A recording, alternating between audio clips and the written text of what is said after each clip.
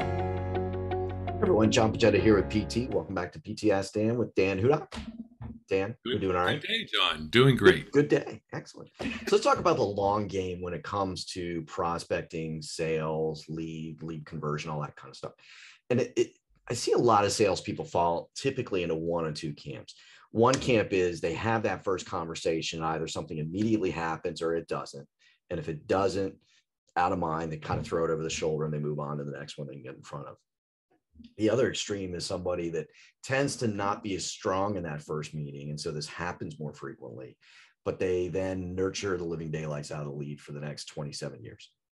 And there's kind of a middle ground of prudence that I think comes into play, that sales is a long game for a lot of us that are selling things that are larger in terms of spend, et cetera. It's not a one call close. It's a process. And so staying in touch and doing things that keep you top of mind become really important. We find our best clients will come back and say to our service team, had closed another one of your leads, but it was from 3-4 years ago. We have to go looking for it even to find who it was and connect the dots, if you will. So talk about the long game in sales and not being on one of those extremes. Well, so first of all, we have to be careful here because so many salespeople are horrible at it. And that's one reason why it takes so long to close sales. We're just not very good. And we have to see the person over and over and over and over and over again.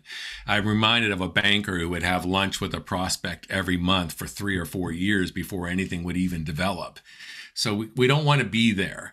Most of the people that wake up today are not thinking to themselves, I need a new whatever advisor, or, I need a new plan. They're thinking they're okay.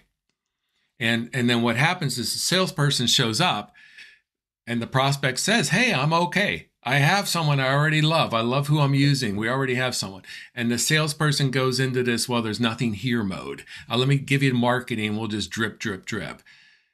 What if you use that as an opportunity to get someone who's feeling pretty well, and through some of your questions, you can get them to feel a little bit sick. And through longer questions and more questions, you can get them to the point where they realize they're in critical mode. And then you come in and heal them.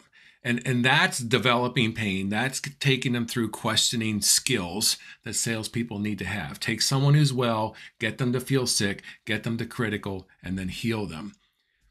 But you're right, John. Sometimes it's not a good fit. They don't need it right now. So what do?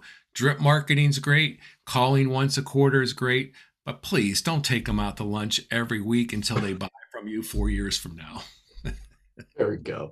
So what I hear you say, one is be better in that first engagement on how you go about it. And when it makes sense, do the longer term plays that come into, whether it's a drip or a call or a webinar or whatever you're doing, do those things for your audience. But if you're better on the front end, you'll also see more conversion in the shorter term. Be fantastically better. We'll leave it with that. Have a great day. All right. Take care.